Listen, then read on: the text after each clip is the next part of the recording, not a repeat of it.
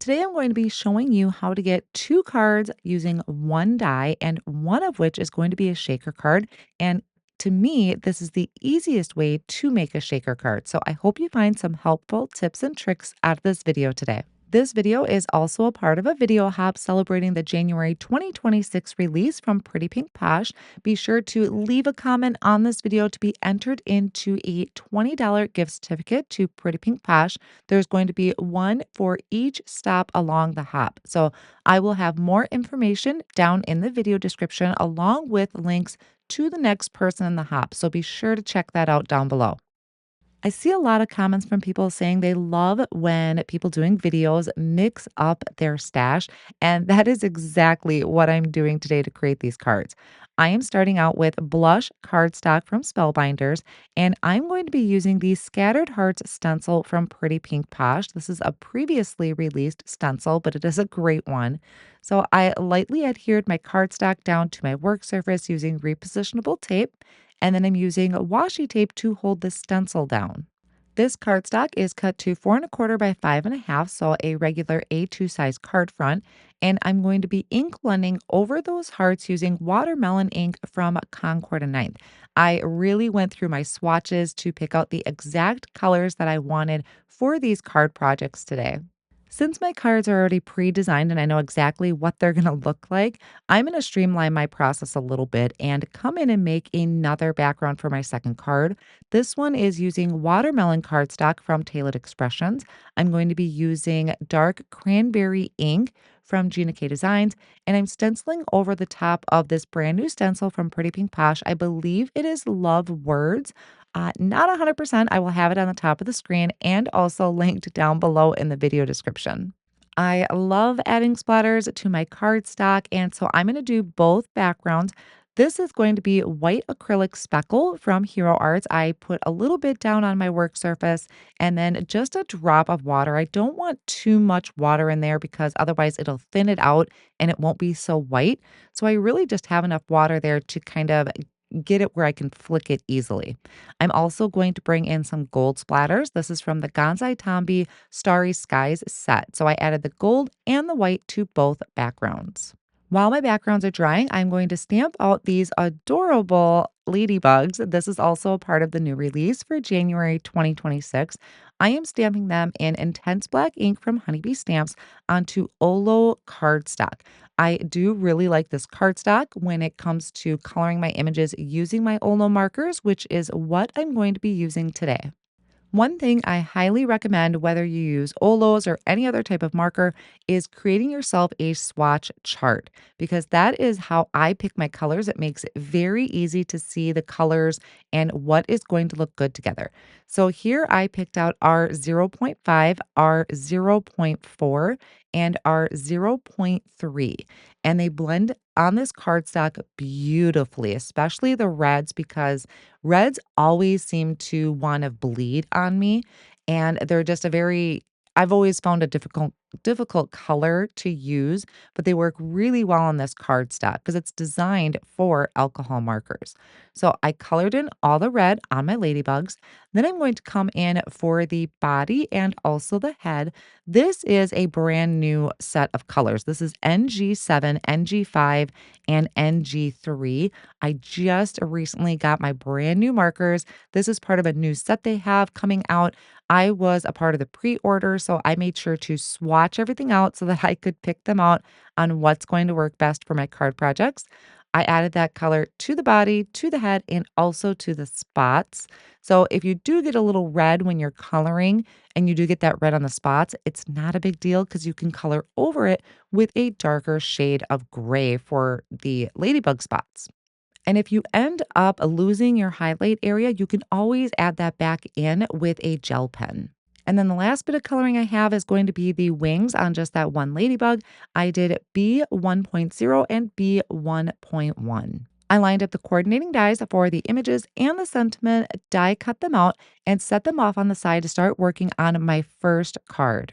I am using the XOXO shaker, and the first thing I'm going to do is take one of my backgrounds and I am going to die cut this out of that background piece. So I'm centering it on the front of that A2 size panel. That's going to create the window for my shaker card. So, see, that was the biggest piece. There are four smaller pieces. You want the one main big piece.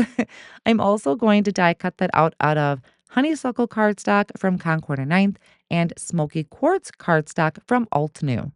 What I want to do is have an outline on the front of my shaker card using that glitter cardstock. So now we're going to take those individual dies, line it up in the center of each of those areas. So each of the X's and O's, which are hearts, I'm holding it down with the Spellbinders Best Ever Craft tape because I find that works really well with glitter cardstock. And then I'm going to run this through my die cut machine. And what it's going to do is die cut out an outline for me. And that's going to kind of define that on the front of my card panel.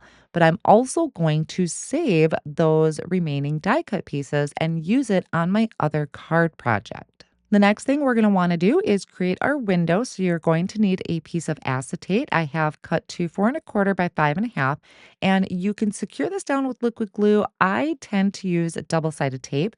This tape from Altenew works out pretty perfect. There's only one area that gets a little tight, but it works out pretty good. You want to go all the way around your edge on the back of your panel, and then we can place our acetate over the top of the exposed adhesive.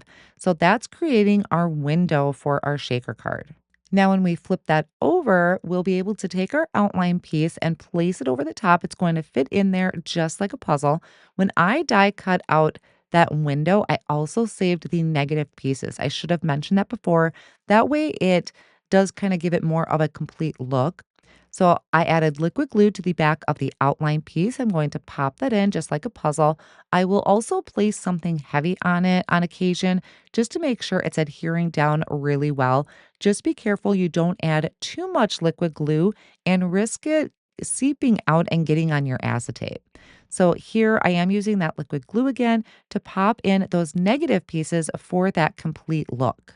While that glue is setting, I'm going to work on my other die cut pieces for my second card. So I'm adding that stenciled XOXO that came out of my window of my other card. I'm adding that over the top of the XOXO that I die cut from the Honeysuckle cardstock. And I offset it just a little bit to give it kind of that shadow look. I'm then going to add some foam tape behind this to pop it up for dimension. And I am placing this on that red background that I created. Now, right now, I'm not going to adhere it down just yet, but I do want to go ahead and add those negative pieces or the negative hearts to the front of my card project or the front of that XOXO. So that just jazzes it up a little bit. That is not needed, but I thought it was a great way to really use up all of the pieces that I have here. I apologize for the flipping back and forth of the two cards. This was just easiest to do. So while one thing is drying, I can work on the other card. Here I am creating the well for our shaker. So I'm adding this foam tape behind the back of my stenciled panel. This is going to have the shaker portion for it. You want to make sure that your foam tape is butted up next to the previous piece. That way, none of your shaker bits escape. And then I like to fill in the rest of the area with that same foam tape. So that way I don't have any saggy areas for my card front. This foam tape is from Altenew. I don't remember the dimensions of it. It will be linked down below in the video description, but it is a pretty good thickness. So I know that my shaker bits will not get stuck. It's a good thickness for shaker cards. So here I am adding a mix of shaker bits. I have the XOXO. It's one of the new embellishments released. I have some sparkling clear, and then I'm also adding some shaker beads. And I'm trying to keep to the red and white and pink theme, but I really just had to add some of that shine and sparkle with the sparkling clear. So once I filled my well, I removed the backing of the foam tape. I'm placing a piece of a white cardstock over the top, pressing down really well. And here we created our shaker card. So to me, this is one of the easiest ways to do a shaker card is when it's a part of your card front or the entire panel. Now I went back to my other one. I removed the foam backing on that and I'm adding it to the front of that watermelon cardstock that I stenciled a little bit over the top of. And then I'm adding in the ladybug. So it's kind of like an embellishment. I did pop up parts of the ladybug with foam tape just to make sure it was flush across the front of the project. And then I have bugs and kisses right in the center. I am such a sucker for punny sentiments. So I absolutely love that. So I set something heavy on it, set it off on the side. I'll come back to it in a little bit. I'm going to work on a sentiment for my shaker card. Here I have a piece of that honeysuckle cardstock from Concord Ninth. I conditioned it with an anti-static powder tool, and I am stamping a sentiment from the Valentine Banner Greetings stamp set using white pigment ink. Then I'm going to sprinkle on some white embossing powder, tap off any excess, and then I'll melt that with my heat tool. A lot of times I'll let that warm up first for a minute or two, go in from the back, and then come to the front. That just seems to work out really well for me. Now, I am using a die from the Banner Greetings 2 die set. So it's going to have that scalloped edge to it and it flows perfectly with the sentiment. So I am adding that to the front of my shaker card, although you could leave it without. It doesn't have to, but I really loved that pop of pink. And my last finishing touch is I went back into my Ladybugs to add some white gel pen highlights. You'll see that here a little bit better in just a second. Here's the shaker card I finished off. I love how all of this came together and that little bit of glitter, a little bit of sparkle. So that was really fun to create. And then my bugs and kisses, again, loving the red and the pinks. So there I touched on a couple things for you today. We created two cards using one die as our main focus, which was that XOXO shaker, but you could do that with any of the shaker dies that Pretty Pink Posh has. And then I also really shopped my stash utilizing my swatches that I create to pick out the perfect color combination for my card projects. So again, all of the supplies I used today will be linked down below in the video description, along with the link to the next person in the video hop. So be sure to check that out and leave comments along the way to be entered into the giveaway. Thank you for spending time with me today, and I'll see you again soon.